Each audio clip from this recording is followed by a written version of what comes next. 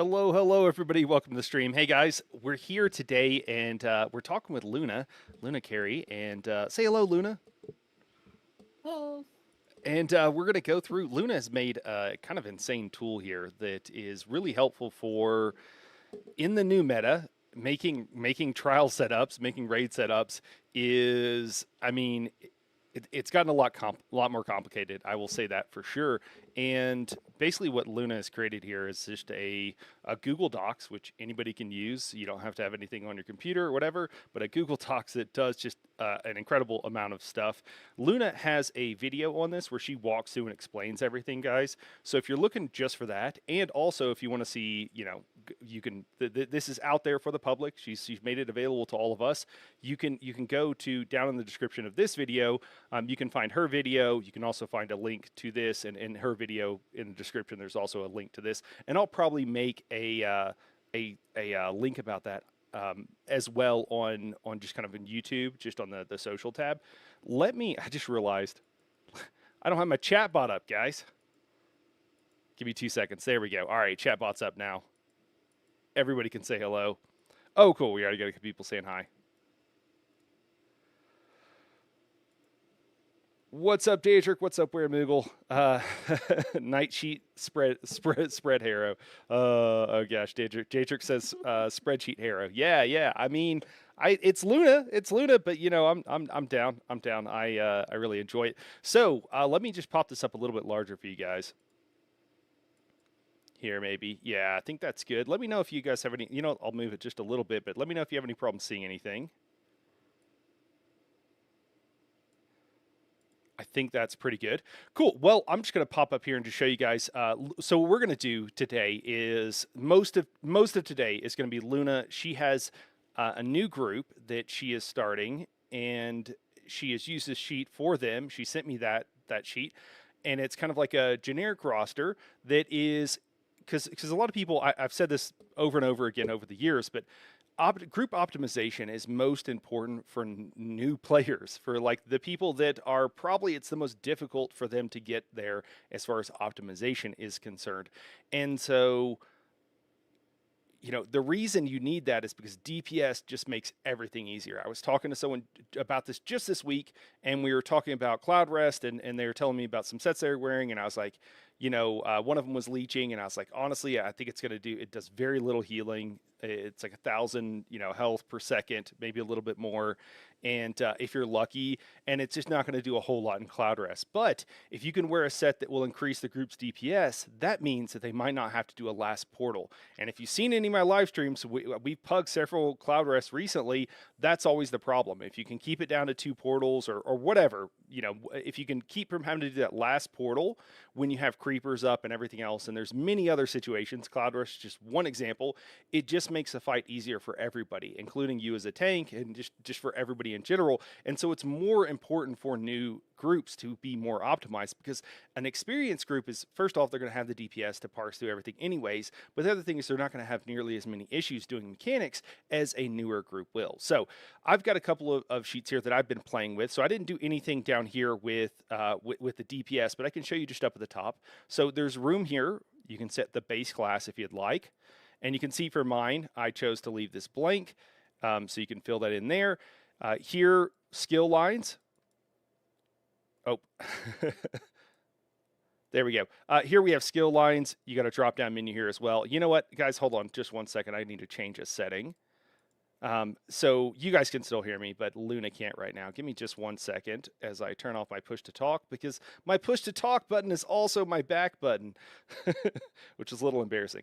There we go. All right, Luna, can you hear me okay? Yep, I can Okay. hear you now. Cool. Awesome. So you can set things here if you would like to tell someone like, hey, bring certain skill lines, or you can leave it blank for them. You can also put key skills that they'd like to bring, and as well as sets. Now, a really cool thing. Oh, I think I broke something here, but assuming I It's didn't. probably because the base class is empty. I think I didn't cover for that, but I can make a fix for that later. You know what? I actually think it's just instead of flex in the skill line when it's blank, I think Oh that's yeah, what yeah, broke yeah, it. yeah. Yeah, I think Nice, you can. that's true. Yeah, so you could put everything here, and if you copy this cell right here, it will put it in a format. Hey, Nani, it'll put in a format that you can just paste to Discord. And because I'm in streamer mode right now, I'm not going to bring it up. It's kind of a pain, but just trust me that it's like in a nice format that you would want to post in Discord format and everything for you. Obviously, you can change it however you want, but for someone like me, I just hate dealing with roster stuff. Like I yeah, it's just not worth it. I put up blank rosters, just like, yep, DPS 1 through 8, and I'm the, optimization guy, right? And it's just because it gets to be such a hassle. But here you can just fill everything out. You can copy and you can have a standard format, and then you can paste to Discord, and you don't have to worry about it. If it only did that, that would be amazing to me, but it does much, much more. Luna in her video kind of explains this. I just want to give like a brief overview. So again, you have skill lines here. You have set 1 and 2 monster set. If you want arena weapons, mythics, two-piece weapon. If you want over here key skills, it's all right here for you. So here I put igneous weapons, aggressive warhorn. This setup right here is kind of my like generic setup for kind of an optimized group, but like more generic, not super sweaty. And then here is like one where I think a group could do with a little bit of work, but it is a lot. I mean, there's no options here for the DPS and healers, unfortunately, because just going with that little more optimized, still fairly generic, but you can see I've got a lot more key skills that I have on here. Stone Giant, Colossus, Run of the Colorless Pool, Igneous Weapons, etc.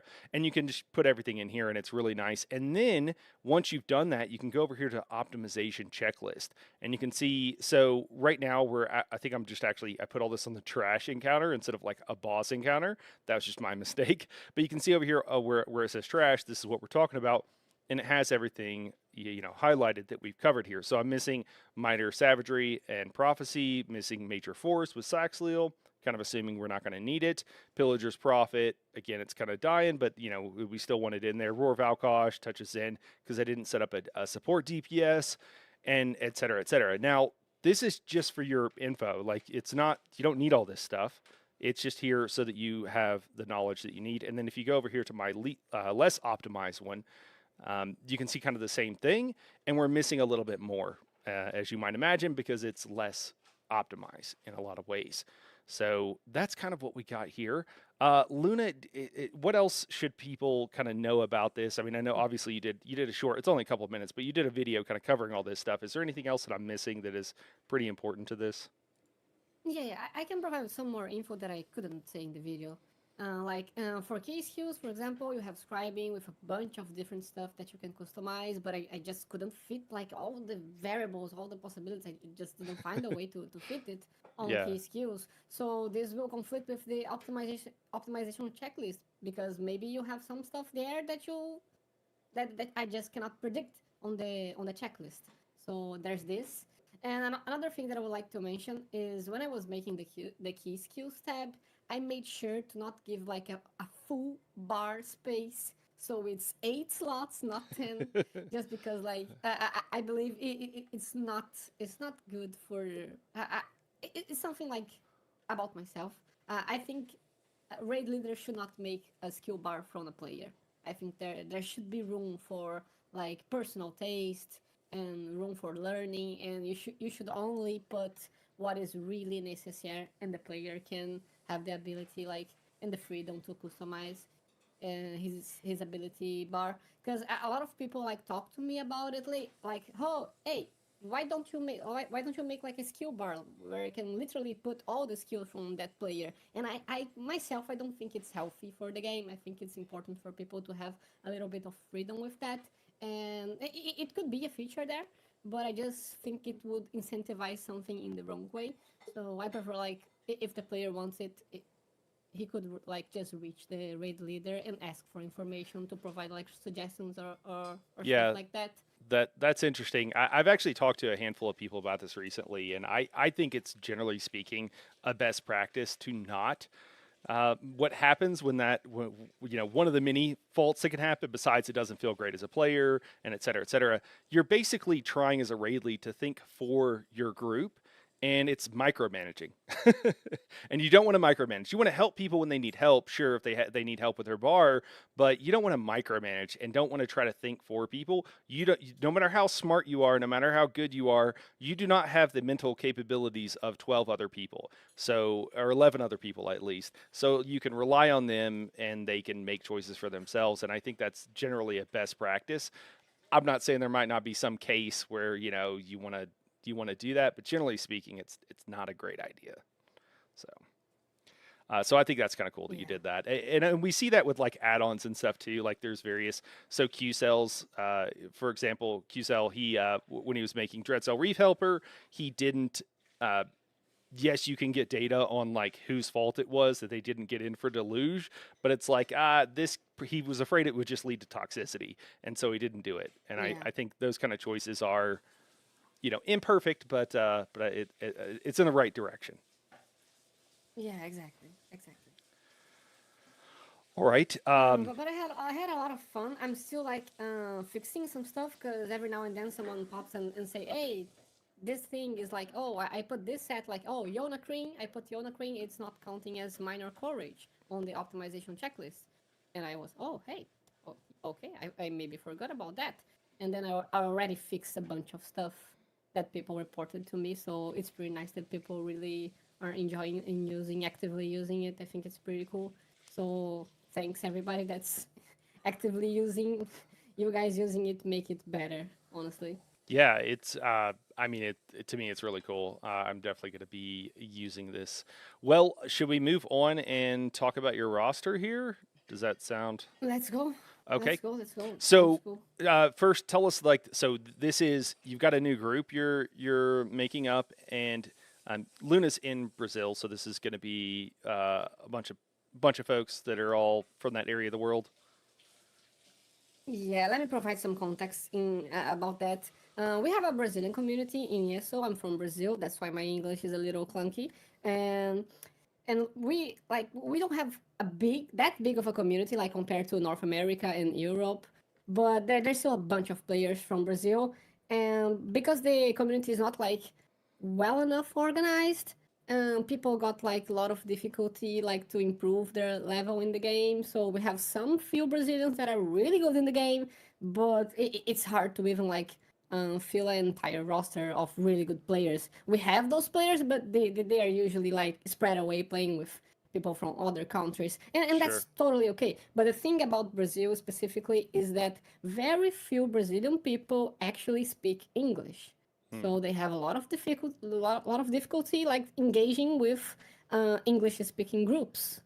So that's why like a Brazilian project is something kind of important for our region, for our country. So I engaged with some people from Brazil recently, and it's something that I didn't do like for a really long while because I started the ESO playing with you guys actually, like on that wasn't the boss, and then I played with a bunch of other groups from North America mostly, but some also from some people from Europe. But Brazilian community is something recent to me, and so I'm trying to organize a bunch of stuff like trainer runs and guides and everything like that that people maybe don't have access in Portuguese. I'm trying to help people there.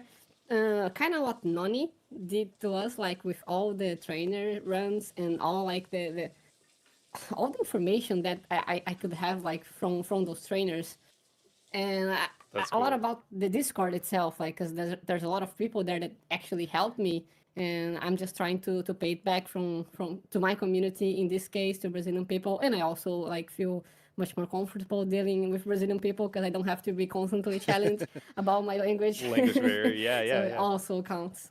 Okay, awesome. But then yes, so I'm making a roster like totally generic. So when we face that, like try to think like with the mind that it's not specific for any encounter. So it's just some generic stuff. I made a trash setup and a boss setup, and I'll mention some things that could be changed.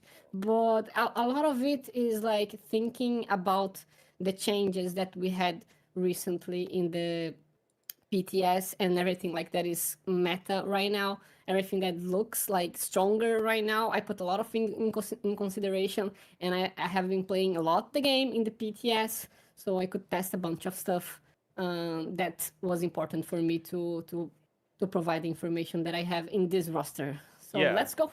All right. Can I say real quick? So you've got base class for just about everybody here, and I look at this, and to me, this reads as you put what people probably likely already have, or do you feel like this is actually important for a lot of For these? the supports, it really doesn't matter. I just put something which is probably the most common that people are going to have. Sure. But for the supports, it really doesn't matter. For the DDs, in the other hand, Yeah. unfortunately, it matters Arcanist. a lot It matters a lot because for of Arcanist. the class mastery. Okay. Cool. Cool. Cool. Cool. Yeah. Break it. Yeah. Sorry, I didn't mean to interrupt, but keep going. Keep going. Break it down for us.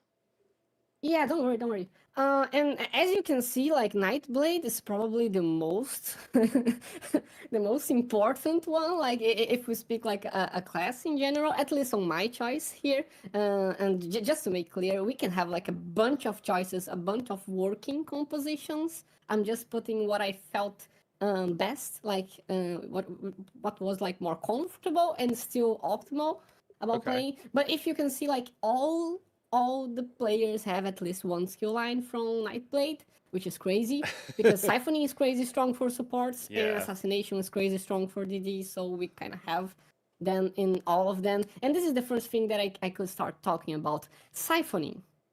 As you can see, Siphoning is on the 4 supports. And when I put it there, it's like, oh, it doesn't need to be there. It's not like extremely essential. But when we consider like the Pillager's Profit nerf, siphoning is a very good way like to go around it, at least for the supports ultimate. I Yeah. was playing a lot with siphoning with triple Potion reduce cooldown enchants Okay. with infused and everything, which makes like the cooldown from potions like 21 seconds. Yeah. Let me let And I was tanking. So Okay, to give some I context. just yeah. So the catalyst passive guys from the siphoning skill line was buffed. Normally, when you drink a potion, it gives you 20 ultimate. It was buffed 50%, so now it gives you 30 ultimate every time you drink a potion, and it is the most ult you can get from any other class. Most of the other classes give very little, so you can do a bunch of reduced potion cooldown. So you can drink a potion every 21 seconds. This is what Luna was just saying, but just so you know what the passive is, and if you look back Yeah. on my roster over here, I do the exact same thing. I tried to like soften the blow by only putting it on 3 of the 4 supports, but I wanted to put it on all 4. So okay, cool. I just want to explain why siphoning and why that was. Yeah, yeah. It's really strong the way it is because like usually ultimate passives they have like a limit on what you can benefit from it because they have cooldowns. But since this is like drinking potions and it doesn't have like any cooldown and you can like put the minimum cooldown as possible of 21 seconds, it gets kind of crazy. Yeah, It's just too just strong. And I'm chugging playing them. as a tank, as an off tank on the PTS. And even though like resource sustain is a bit harder when you go like with those triple jewelry ancients. Because like you don't have the same amount of magicka to be using all the time, and Yeah, it's kind of crazy because you have to manage a little bit better. But on the stamina side of thing, you have a bunch of stamina because siphoning itself has like siphoning strikes, which provides you resource, and it actually kind of compensates for from what is taking you from the jewelry. And the stamina, when you drink a potion every 21 seconds, your stamina doesn't have like that many time to go down, you know? So it's made a lot of stuff really easy. And it will only affect like the magical side of things, of some tanks that are really high on CPM, spamming a lot of stuff, right. and or maybe in fights that are really intense. And you can always like just change the jewelry depending on the fight, depending on the encounter, and it should be fixed. And the passive is still there and it's still valuable. But the way it is right now, the comparison that we would have to make is with Bone Tyrant, with Necrotic Potency. Sure. And Necrotic Potency, as much as it's really strong, since it depends on a lot of corpses for you to gain ultimate, siphoning just feels a lot more reliable and consistent, especially on boss fights. Yeah, and let Like me Bone Tyrant is really good for trash, but for boss, I don't feel the same. Yeah, and necrotic potency is the one where you kind of make this motion, guys, and you suck up all the souls around you, and so it gives you a bunch of ultimate per body. I don't even remember how much, but it's ridiculous. Is it five? Is it like 5 or is it only like It's 3? 6. It's 6 6. Oh ultimate my per God, it's body. even more. So if there's a lot of dead bodies, sure, it works really great. Another thing too here, Living Death will also give you as much as siphoning. A lot of people kind of don't realize that. A lot of people don't know about how great a Living Death is as a healing skill line. Exactly. You just can't buff it like you can siphoning with the Produce Potion cooldowns. And I just want to say one more thing too, for those who don't know. I've been saying this for years, and I still don't think it's gotten out there. Guys, Foresight in the top of the blue tree, the top left side, right at the tip of the Mage's staff. Foresight, when you drink a potion, it makes all of your heals reduce the cost by 75%. This is amazing for tanks. You could just spam heals if you drink after you drink a potion for 6 seconds, and it's amazing for healers for sustain in any situation where you might have an issue with it, and you can almost always afford to slot it in just about any situation. Sorry, Luna, I just want to drop those things in there. Yeah, no, don't worry. Important information over there, really important. So yeah, when we speak about necromancer, all its potential like is super spread away between like the 3 skill lines. So you cannot Yeah, like get like the best of the necromancer with only one skill line, and that's kind of a bummer. yeah. So even if you can like you can put Bone Tyrant in a tank and it's still great.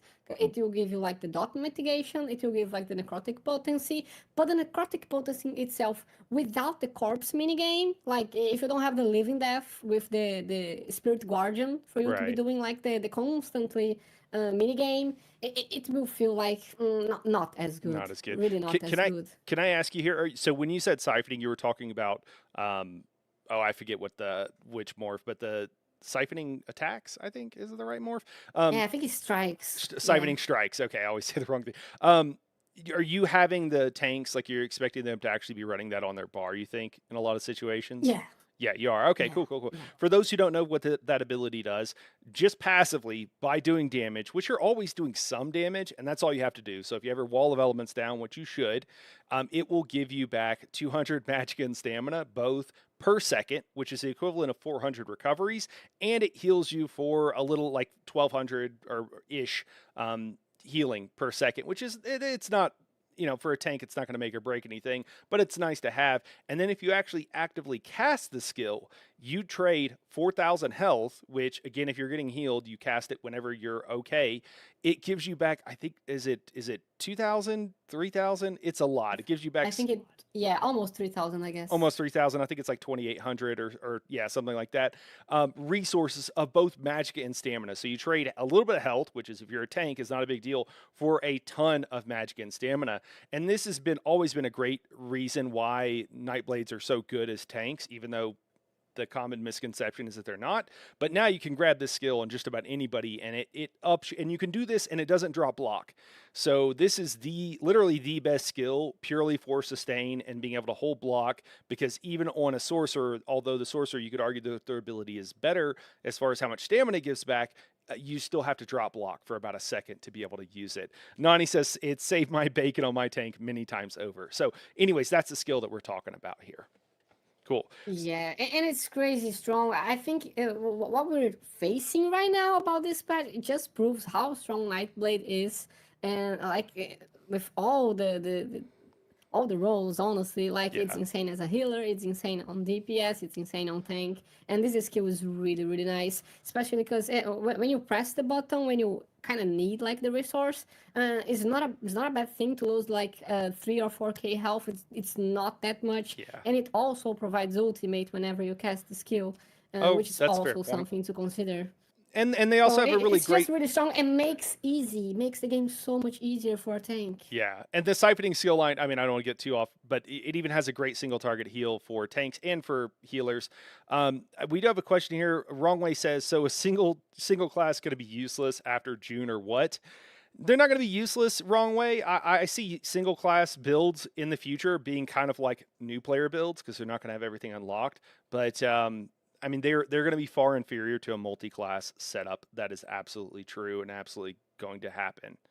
So, and another thing we're seeing here Yeah. also is that so by everybody being able to grab a skill line, a lot of people I think are realizing how good some of the other classes were. They weren't considered the meta, and so I think in a lot of ways, I mean it's the same thing with Nightblade and Templar. I still hear incredibly experienced tanks talking about how bad Templar and Nightblade tanking have been. Guys, Nightblade and Templar tanking have been great for like well over a year, and in some cases like several years. And people just don't know. But now they can grab a skill line and they don't have to change their base class. And I think that gives them this idea that like, oh, this is good. Oh, it's just good because I'm grabbing a skill. And I mean, whatever, I don't care. But there's a lot of, Templar has some really good skill lines as well. And I think people are realizing that, where in the past it's like, if it's not the best thing in the world, then I'm just not using it. Daedric says, let's give Nightblade's 8% crit. What could go wrong with a subclass patch? All right, Daedric's just trolling. We'll keep going here. All right, Yeah, yeah. continue, Luna. I'm sorry, I keep interrupting, but I just want to make sure give Yeah, some don't context. worry, don't worry. It's important to constantly provide some context, context for people. So yeah, this is kind of what I wanted to say. Like siphoning is really great, and to the point that I think it's worth slotting on every support, Yeah, possibly. Like it's not needed, but why not? If it makes the game easier and it's still like yeah, super strong, why not? right. And the cool thing, Knight, about this patch that I'm really enjoying is like it was never such a great time to be like the off meta knowledgeable person. Like, because I know you read Yeah, a lot about the game. I read a lot about the game myself as well. And a lot of things that people just didn't know because they only like copy the meta builds. Now they're relevant. Now yeah. they're important. Well, So and I'm one having a lot of fun with this patch. Yeah, well, one thing I've found, and people have asked me, like Daedric has even given me a hard time. He's like, I like any tank that's not a DK, and I brought Nightblades, I brought Templars to Dreadcell Reef hard mode, and other things that are difficult or whatever. And what I have found is I can tell people until I'm blue in the face that a Nightblade tank is good, and then a Templar tank is good, or that a DK healer is good.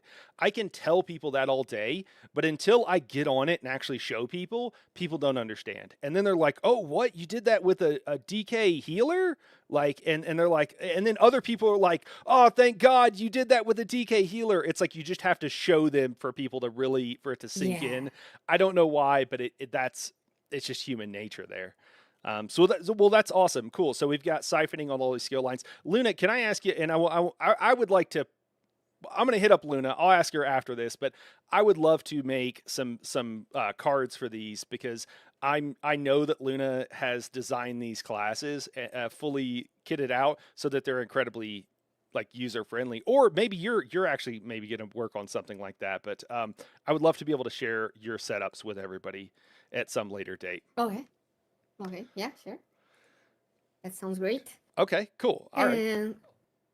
And just continuing, like I try to make it as simple and as reliable as possible. And like talking about the tanks real quick, there's a couple of skill lines that are really important. You already mentioned some of those, like in your videos. Like Winter's Embrace is really good. Mm-hmm. Earth and Heart is pretty important to have at least one people with that skill line. Soldier of Apocrypha, I overlooked this a little bit, but then that there was like the minor evasion, which all actually makes quite a difference, especially right now because DDs are not always slotting Blade Cloak anymore, so they don't have the major evasion, so people are playing a little more risky, so it's really nice to have minor evasion from Soldier of Apocrypha. I did some tests on it. It's like a 28 meter radius and lasts for 20 seconds, Oh, so as long as you have like one skill slotted in your bar, it's super safe for you to keep that to the entire group, so I think it's really worth slotting it. cool. And there's Daedric Summoning. Daedric Summoning is a tricky one because it could be on a healer. And I thought a lot about that, but the fact that it can be like on a tank and still provide amazing skills for tanking, I love the skill line for tanking because Bound Aegis is insanely strong, insanely Yes. powerful in many fights. Like if you're doing Zalvaka, like the final boss from Hawkrove, this will save you and make your life much easier. If you're doing Teleria, like tanking, now you don't need to switch like the main tank and the off tank for them like to they usually swap positions. Like if you don't know, guys, usually you have a DK main tank and you have an off tank, and that can be either a Sork or a Necromancer. And when you get to the final boss Talaria, they usually swap positions, and the off tank Talaria, and the other one does the off tank thing because it's kind of easier for them to tank because Yeah. they have more resources to deal with. But when you have Daedric summoning there, you're good to go like to any fight. It's pretty strong. So I really like it there. The fact that you don't have as much ulti gen compared to a healer possibly is not as great for the Atronach ultimate, but I still think you can have pretty nice ulti gen. Like in this setup that I put Baron's Aldrus. I shouldn't even have put it on Trash Fight, but I just let it there because there's nothing like really worth slotting as a monster set, Right. and whenever you LSUS anything or trample, it will give you a little more ultimate. And with the siphoning and Earthling Heart actually also give you ultimate when you cast ability. So Right. there's a lot of ulti stuff here. So you can pretty much spend like pretty nicely the Atronach. So I thought it was That's worth funny. keeping it on the main tank. Yeah, we both did the same thing here. That's kind of hilarious. You guys, you'll see that a lot. Like there is a best thing, and oftentimes will converge. And some stuff you can swap out and do whatever. But with the Baron's Odrus, that's kind of funny. That's interesting with the Daedric summoning. I'll also note here, and I know Luna had this in mind. Whenever you use your ultimate with the Earth and Heart ability, that's the passive that will give you a bunch of resources back. And so if you pair that with siphoning, it ends up being a huge amount. I did the math on it. I can't remember what it came out to, but it's a lot. It's significant. It's like, I think like 400 resources a second equivalent or something every time you cast your ultimate. And when you're drinking potions all the time so that you can getting ultimate so that you can drop the Storm Atro on cooldown as soon as you get it, it just makes for a really survivable tank play style, which is really cool. Um, Luna, Nani asked here, do you have a Kofi or a way to support you? Or, I guess also with that, like, my understanding is that you've just been doing it this kind of casually, but I guess I think the question is raising up like, hey, are you moving into content creation, or is this still just kind of a. Yeah. This is not the first time someone's asking me that, and I'm thinking about it. To be honest, I'm interested on it, like on content creation. I mean, Okay. like on other people, like also ask about coffee stuff. And I don't have it right now, but I maybe set it up. I don't know. I'm still making my mind about how I'm going like to do about like the near future. But since I'm working on a lot of stuff and guides for people like in my guild in Brazil anyway, it probably would work pretty well to do content right now because I have a lot of other stuff that I'm working on. And I'm Okay. also doing a lot of parses and testing many builds. I definitely have content. Cool. I just making my mind if I want to fully dive in that content creation Yeah, yeah. thing. Yeah, I'm sure you have a day job. We do have a couple of questions here. Daedric asks, what ulti gen does Templar tank bring? Nightblade tank has Catalyst and both Cowardices. I think, Yeah, he meant utility, not oh, ulti. utility. Oh, okay. I'm sorry. I misread that. Yeah. Sorry. What utility? Yeah. There we go. Okay. That makes a lot more sense.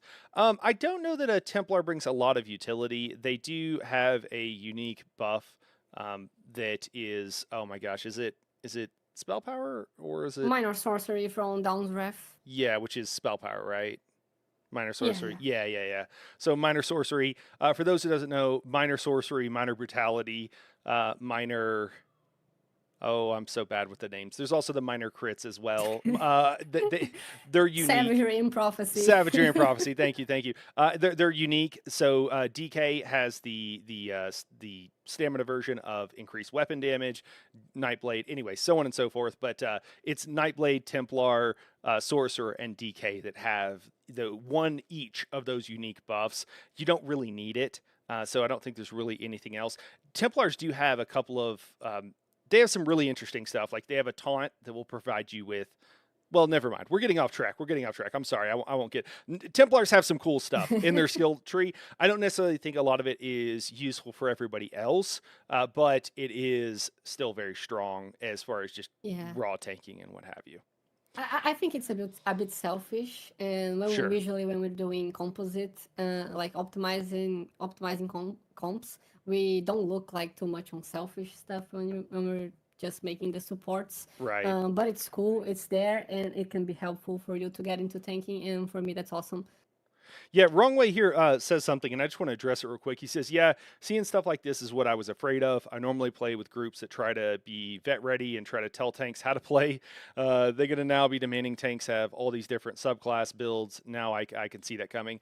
Yeah, so Wrong Way, like, first off, I think you're just right. I think that is going to happen, and I've already seen it. Yeah. And the unfortunate thing I've seen too is that I have seen people that will lean into the class that they like, and so they're making comps and they're at getting people to grab skill lines.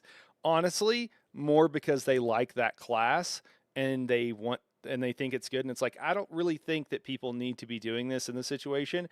Is it maybe the most optimal? Like maybe, but even then, maybe not.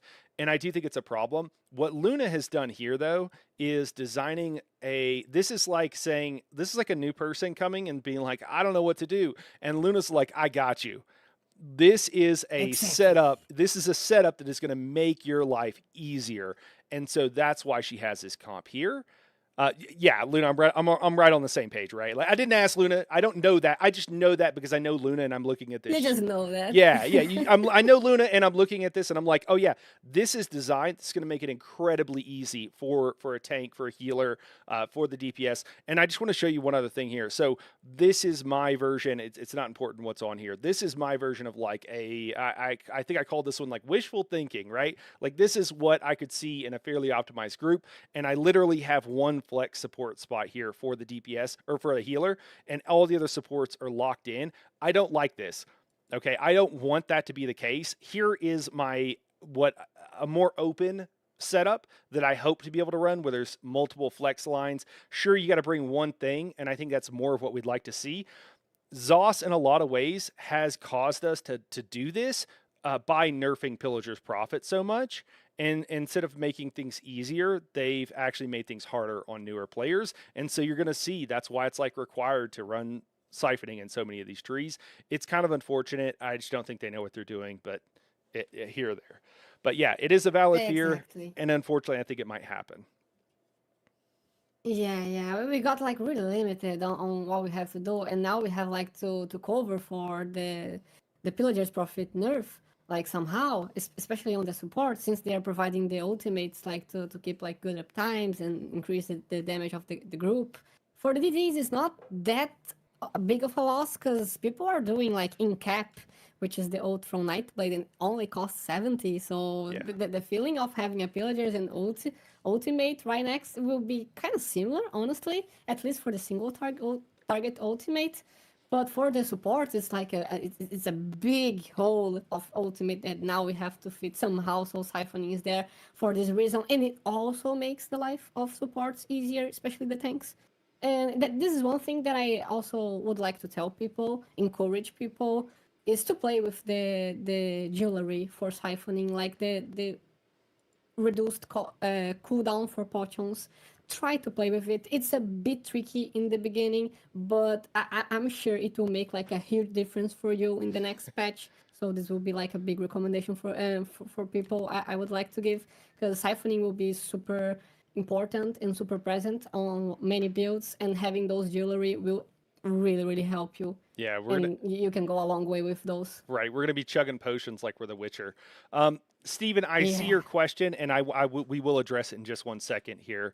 Steven's just asking about some stuff for new players, but we'll get there in just a second, Steven. So I know we don't have a ton of time because we do have we only give ourselves an hour here. So I just want to run through this real quickly. So we've got the various skill lines here. These are designed to make things easier, guys. Green balance, living death. That's going to make it incredibly strong. Healer, restoring light, curative rune form, siphoning. These are going to make for some incredibly strong healers. What about sets that you have here? What's the idea? What's going on? How are Yeah. things kind of covered?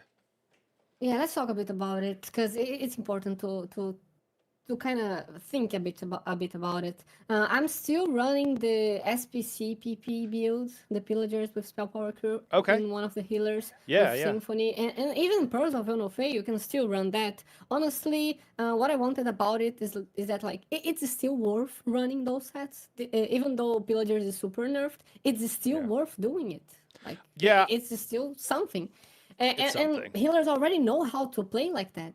They already like have a lot of experience. I know a bunch of people that are really used to playing like that. So I think Pearls why of El not Nofe, you let them might as play? like if it goes live like this, like I'm not going to decon it day one, but like it's pretty much dead because I think you just run trample and it lasts for 9 Yeah, seconds yeah, and it's yeah. so much easier to use. But You can run trample definitely, but like I know some people that already have like their minds built for Pearls of Enofe in such a crazy way that they are so used to play with it that maybe why not having a skill maybe slot don't change on it. your bar because it won't hurt your setup at all Sure. Yeah. because you Yeah. have one set on the front bar or the other in the back. You have slots available. Why Okay. not? If some player prefer to play it like that, I'm totally fine with it. If someone prefers running trample, that's also a great thing. No problem at all. I would like to give like the player a bit of freedom Sure. about that. As much But freedom as we can. definitely, yeah, yeah, yeah. But definitely trample is the easy way here.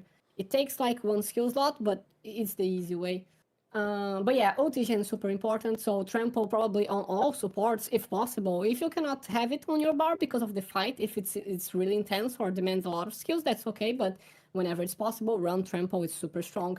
And I also put like Horring Opportunist in Jorvul's guidance, the Rojo setup. I think it's really important because like the way the aim it is right now, doing Slayer stacks and having the required amount of OT gen to keep Slayer stacks and it still be Yeah. stronger than Rojo is really hard. You need like a really well organized group to do to make it work. Yeah. So I think Rojo is really strong right now. It's a set that is not going anywhere. People will still run this, and for a beginner group, that's all you need. You shouldn't be worrying about Slayer stacks because there's not. It's not that they are like required the positioning, which is something hard maybe for people to learn and master. But now they require like really high skilled players on OTGen stuff, like super specific builds to be running them, so they are worthwhile.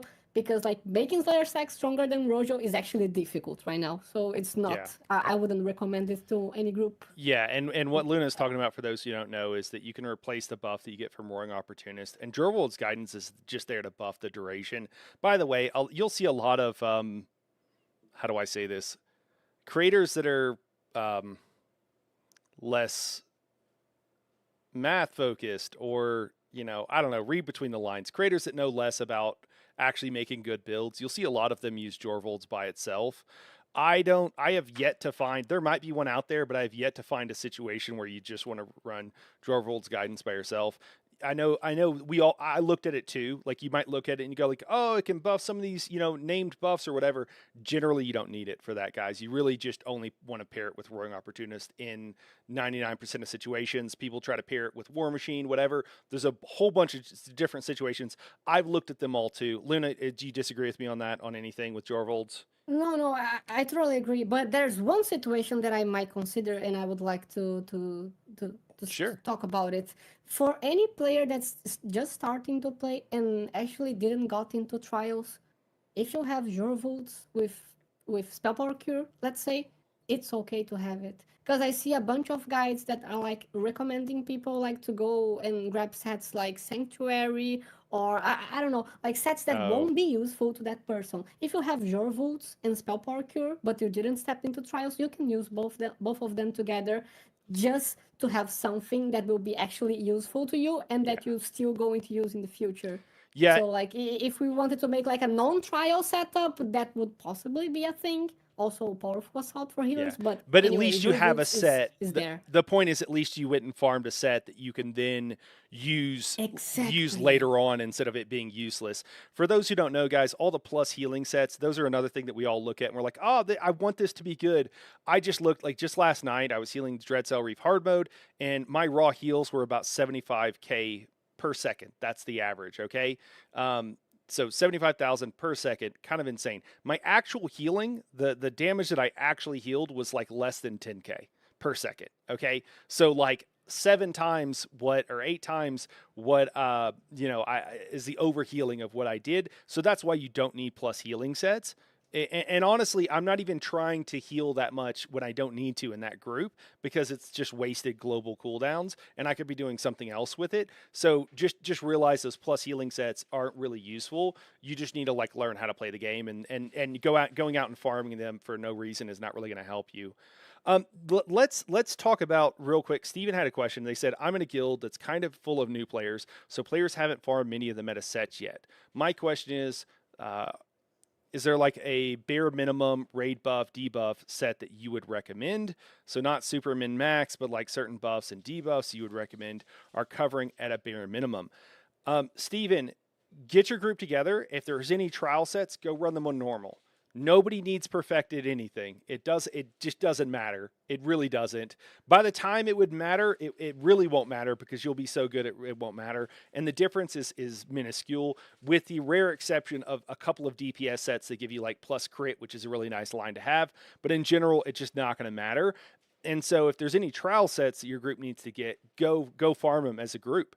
That can be part of your team building or whatever, and then you'll have what you need.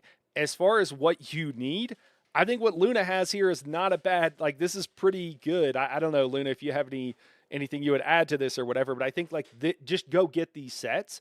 That's the other thing, guys. Progression in ESO is fairly flat. Once you get to 50, just go get the set you want. It's not like I need to go farm this other set so then I can go farm some other set. So then 3 or 4 sets down, I can go get the set I want. ESO is not like that. I know people come from other games think that that's how it is. It's not. When you get 50, you just go get the set you need. The only exception to that is some of the dungeon sets. You have to run them on veteran to get the monster set. And that can be a bit tricky, like getting Symphony of Blades if you're in a pug for sure. But you can pretty much just go get everything you need. Anything to add to that, Luna? Yeah, I'll just like to add some stuff. Like, for anyone that's hearing this, because I was already on your position, if you didn't step into trials and you don't have a trial group to run anything, I have like just some pretty straightforward recommendations. If you're a tank, get your Crimson Wolf, get your Turning Tide, and get your PA Powerful Assault super cheap right now. With those 3 sets, you have like really strong sets to start.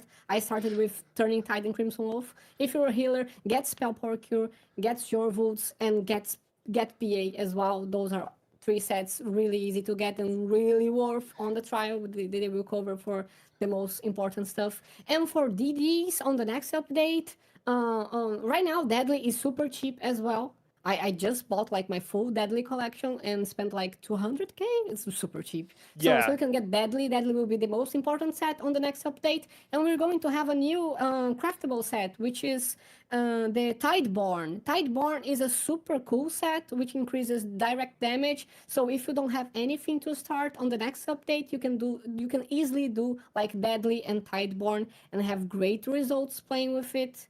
And so I just wanted to put those like beginner friendly setups in case you're still didn't found like your group to step into trials and you want to have at least something to start. Oh, yeah. Those are my quick recommendations. Sure, yeah. Those are great. Yeah, and the 2 sets I recommend for everybody is Onsel's Torment, which is a trial set. Just get it on normal, and then you have your choice. But Zogfin's Warband, those 2 sets you can run anywhere for anything. They'll never be the best thing, because there'll always be something that can edge it out. Yeah. But we're talking tiny amounts of damage, guys, and it just won't matter. A couple of things here. Lenny Linguini, who we've had on the channel, he's a very experienced player, pointed out, and I tend to agree with him a little bit more here. If you just have SPC and you have the gold, just go buy Powerful Assault and pair those 2 things together. I think that's probably a great way to go. Robert saying, doesn't Jorvolds extend time on shields? Maybe a shield healer. Robert, I just want to say I'm with you, man. I've tried so many of those things. None of it works. It just don't wear Jorvolds without Roaring Opportunist. All the stuff you're going to suggest, I have yet to find anything, man. Maybe you'll come up with something, but shield healers just don't work. You just don't need it. Just trust me, I guess. Daedric says, Order's Wrath. Jadrix like talking about what people will do. They'll say, "I need Order's Wrath, which is a crafted set, to get Mother's Sorrow, which is an overland set, to get Perfected Reliquant, to get Adept Rider." It's just people do that. Like it doesn't make sense. You don't need to do that, guys. It Yeah. really isn't that big of a deal. So, Yeah, yeah. well, Let's try to speed up some things about the sheets. yeah, So we let's can do cover it. at least the Speed, main speed idea. mode. So this is a trash setup. So if you notice the DDs, they have Soulzone and Deadly, which should be like the strongest trash setup right now. It's important to remember Azure will be dead on the next update. Let's comment a little bit about the two support and kind of support-ish DPSs that we have. We have the first support D, which will be the Zen. You can put on the boss setup just to show them. It will be the Zen DD. This is one build that I tested and felt so easy and still so strong to play that I cannot recommend enough to do that. It's a vampire build. I tried Zen with a bunch of stuff because like figuring the best parse DDs it's easier than figuring the best support DDs right now because it's weaving builds. You have like a bunch of possible stuff. It's hard to figure like the support DDs right now. It's hard. And Alduin, he came up with a really interesting build with Ardent Flame, Gravelord, and Assassination. But the issue with that build that I found is that it's really hard to play. The rotation is insanely like variable and dynamic with a bunch of semi-spammables, which is pretty hard to play. And I made this rotation with this. I can then show the build to people later. Of course, you can do Zen with a bunch of different stuff. I just put it like as a suggestion, and just keep it in mind, guys. I made like more specific stuff to this roster because I want to help people that are starting in the game and they don't have ideas to what to play, and they want like more specific suggestions because they need that help, you know. So not giving I'm not giving some freedom in some aspects just for them to have a north, like a way to go. Yeah. And this build is pretty strong. I used the Vampire Arterial Burst as a spammable, and it was incredibly strong. You can do over 150k with this build, and it's easy and stacks pretty strong. And then we have the other. I put one parse D on Gravelord. This was a personal choice of me. I didn't want to put Gravelord on a support. And I think putting Gravelord on a parse D, like it makes almost no difference for their damage, and they have the Colossus, which is insane. If you see like all parse Ds, they are Arcanists with Herald of Tome and Assassination. And the third skill line, really, you can put whatever. There are a bunch of strong options right now. Some people are running Adric Spear. It has good single target and a lot of crits, so you don't need Major Force anymore.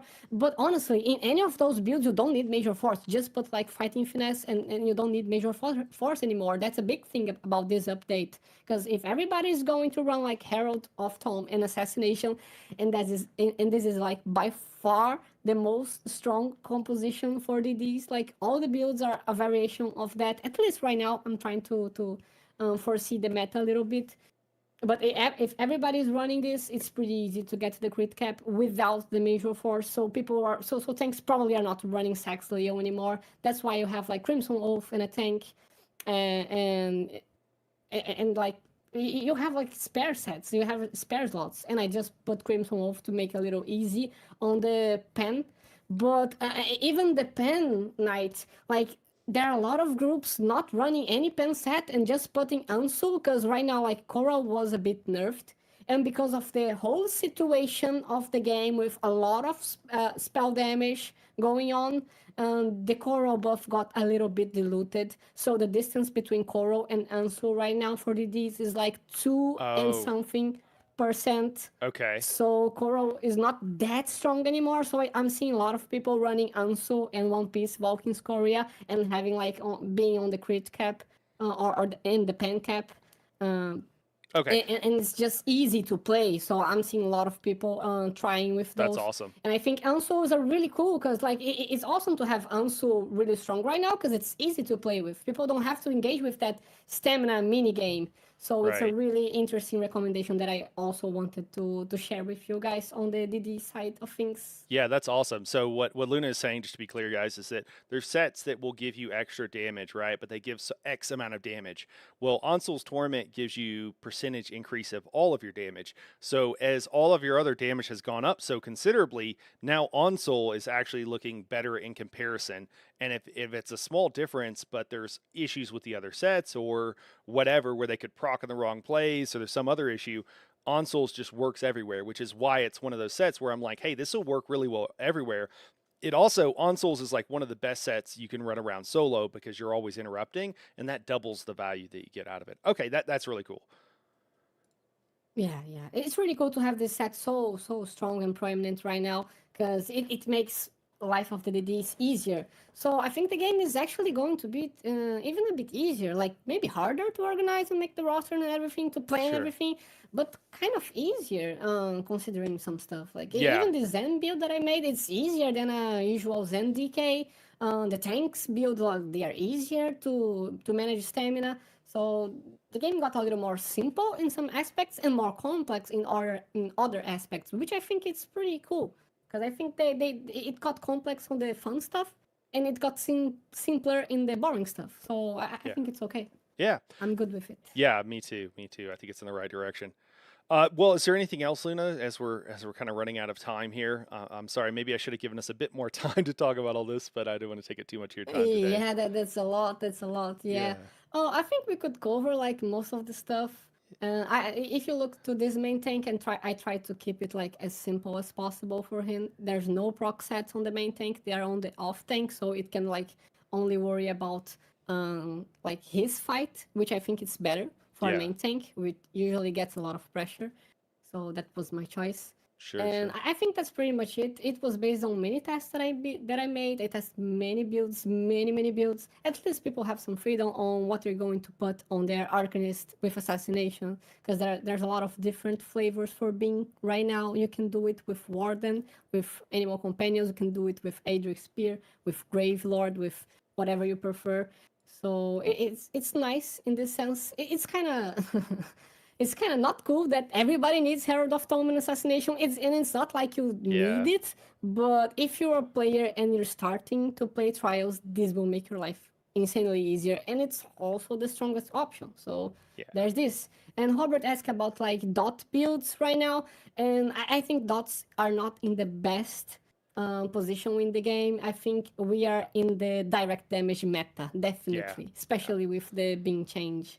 Everything is direct damage. That's why you also see Maelstrom two-handed in all the DDs for boss setups, because it's really strong for direct damage. Right. And all Right. the craziest damages right now is direct damage. So Yeah, that's pretty much it. that's been going on for a little bit now. There were some changes made for a while there. There was a full dot necro that you could do for a while, and when those changes Yeah. changed, basically everybody needs to spam bolt since that time. I don't even remember what patch that was, but it's been a hot second. So yeah, that's the deal there, Robert. But good question, good question. And then, the last thing I'll kind of point out here is, guys, when I look at this, like, there's things I would do differently. Lenny is pointing out some things that he would do differently. We're talking about some small kind of changes and stuff like that. What's best, right? And the thing is that what you'll find with in-game players is that, or those of us who are into the math and everything else, is that we might disagree on the specifics for certain reasons in certain situations, but we all agree on the math. We all agree on what's best. Like on Luna's setup here, she had a situation where she had both trial sets on the main tank, meaning the off tank didn't have a trial set, meaning they're going to take a little bit more damage because there's trial sets have a 5% damage reduction. Luna knows that, right? Luna's going to make sure that the off tank is taken care of if there's a situation, right? But Miles also rightly points out, like, hey, I'd like to do this a little bit different, and just realize that is generally the case for those of us who are into the math, and also realize that the average in-game player is about 9 months behind the meta. Okay, so when you're hearing some of this stuff, you might hear stuff that is. I mean, first off, you might hear people that are coming with new ideas and whatever, but you also might hear old ideas that are not really true anymore being repeated, and just realize that everybody's in a different place as far as what they know, and No one's trying to bash anybody, but that is, I don't know. Whatever I say, the average in-game player is 9 months behind the meta. Most people agree with me, I think. I don't know, or joke that it's longer. Definitely. Yeah, Definitely. because it's a lot of stuff, and like, what are you keeping up with this as a job? Like I do, because it is my job, but like, Rare is the person, or because we enjoy to do it, which is really the case with me. I do it because I enjoy it, not because I Yeah. have to. Well, Luna, thank you so much for taking the time to talk with me, making this amazing tool for everybody to be able to use. Yeah, I really, really appreciate it. I will be linking this in a social post, guys, if you don't, just so it'll be easier to find than here. Luna's in the Discord if you have questions, comments, or, if also, Luna, I'm sure you have another Discord in Portuguese. I don't know if that's the best place for people to reach you, or that wasn't the boss is a good place, or whatever. No, that wasn't the boss is a good place. And in the Okay. sheets, you can find my Discord. I put in the top right corner. Oh, okay. You can just talk to me if you have any questions. It's pretty Okay. easy. And come talk to me, honestly. I want all the feedback and possible bug fixes that I have to make. Awesome. Well, cool. Well, thank you for your time today. And guys, we're going to jump over. We got a hard mode. We got a Godslayer group going on right now, so we're going to jump over there. Luna, thank you again so much for taking the time. And yeah, and also these builds that Luna's got, guys. If she doesn't make a build guide on them, then I will. So they'll coming to you soon. All right. Thanks again, Luna. Thank you, Knight. Thank you, Knight. Have a good night. Good luck on your trial. All right. Thank you. All right, guys. We're just going to give you just a second here to get set up, and then we're going to jump over. I got 1 minute to spare, and I'm going to be in trouble with Nani. Guys, those of you who are on YouTube, you know the deal that I'll kick you over. It should prompt you to go to the next stream here. I don't remember how to get into this group. Let me in. It'll you might have to hit refresh because sometimes it puts you on like stream starting soon, but my stream has already started, just so you know. But that's what we're doing. After that, we've got a Dread Cell Reef hard mode. Crumtier says, do you have any good Templar healer builds? I do. It's probably fairly old, but I'm not making any more updated single target builds at the moment. I'm doing multi-class ones. So, and I do have some of those that are already out that are for the next patch. If you want to take a look, man. And some of it does have to do with Templar heals in there. Do you make a Nightblade build too? Yeah, I've got Nobi. I've got Nightblade everything builds if you need them. All right, guys, I'm going to kick you guys over to the new stream. The chat bot will stop working for like 2 seconds while I'm getting that new stream up, but I'll be right back, and we'll be jumping into the next stream, all right? So we'll see you there in just a second. Thanks, everybody, for tuning in.